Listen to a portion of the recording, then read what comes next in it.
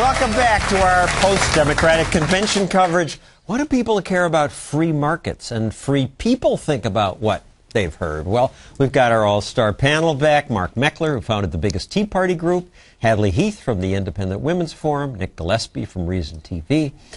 So first point, as we heard, Kennedy talked to these Democratic delegates about being pro-choice. But why is pro-choice just about abortion? Aren't there other choices in life? It's just right, and we all you women care about is... That's all I care about. I can't look up for a second and see that our economy is crumbling. Our unemployment rate's been above 8% for 40-something months. All right, but let's stick to choice for the moment. Right. They selectively used the word, as Kennedy said, but we also heard a lot of euphemisms for women's right to decide their own health care choices.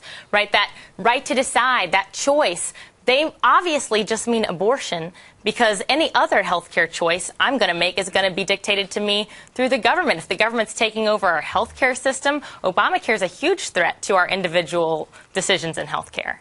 And the list of other choices, and I stole this from David Boaz of the Cato Institute, opened my mind to it. Choice for owning a gun? Say the Dems.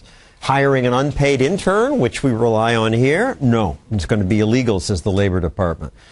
Minimum wage, pay people what you choose to pay them, where you can invest your Social Security funds, what food you get to eat, if you want to take a recreational drug, whether a woman's right to send her kid to a different school. They oppose all that. Right, and some of those choices would specifically benefit women more. For example, owning a gun is a great thing for a woman to do when she's in a situation to defend herself. These choices are very important to women, just like they are men, and I'm disappointed to see the Democratic Party always so negative about choices. They say, okay, choices for me, but not for you, whatever you want to choose. And abortion, my understanding is that women are about 50-50 split on the legality. Like the rest of the population, right? I'm very confused. Sandra. But by the way, John, then just agree with the woman in the conversation, and it'll be all right. Then I'll be okay? Yeah. All right, I'm going to drop it then and move on. I'm going to take your advice, Nick. Another thing the platform is so impressed with, President Obama's created these new government agencies to help us. Under Obamacare, for one, there's going to be the Coordinated Health Care Office. Our health care will be coordinated. The Center for Innovation, the Primary Care Extension Program, the Patient-Centered Outcomes Institute.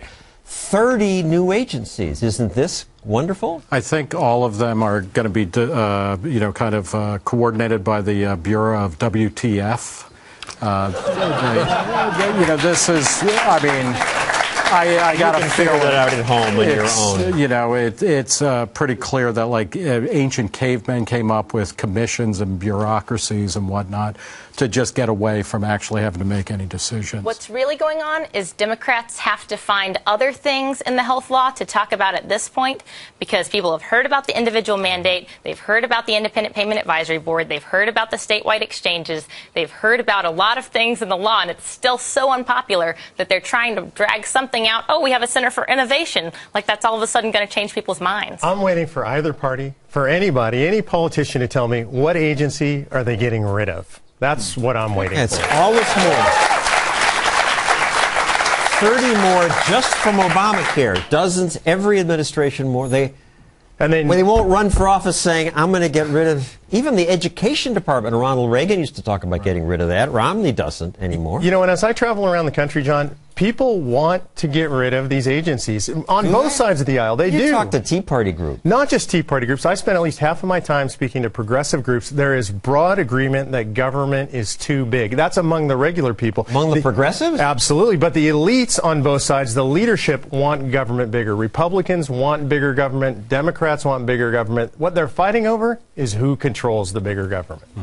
Speaking of bigger government, President Obama tonight said you have a choice. We can gut education, or we can out-educate any country on earth. Yeah, I'm going to go with the second one then, if those are the two choices. It's tough. I mean, there's good points for both sides. But, gutting. There's a good point for gutting? These are the types of false choices that politicians are always trying to enforce. A yes-no Manichaeanism. It's just BS all the way down.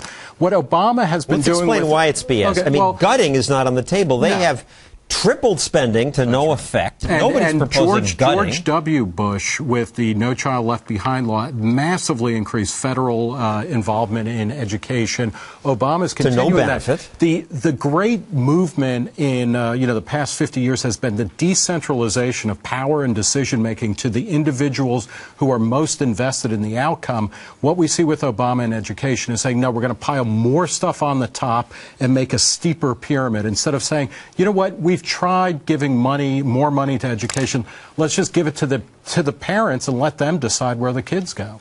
Let the parent choose the school, and the schools would compete. What an idea. And actually, gutting is on the table. It should be a choice. We should gut the education bureaucracy. We should get rid of the Department of Education. We should drive it back to the states and the localities. Well, the president didn't say gut the bureaucracy. He just said gut education. Of course, the feds shouldn't be involved anyway. It's a local responsibility.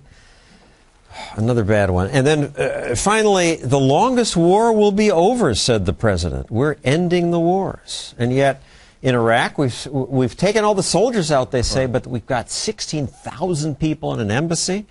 In Afghanistan, still 68,000 troops for a guy who campaigned on ending the wars. Well, and, and he said we're going to be out in 2014. We'll see if that happens just as we're out of Iraq, where we left on a withdrawal plan that was produced under George W. Bush. And Leon Panetta, his defense secretary, was begging the Iraqis to let American troops stay there through, past the December 2011 deadline. This president has not earned his Nobel Peace Prize, that's for sure. He's a warrior, and in a bad way. Our audience agrees with that.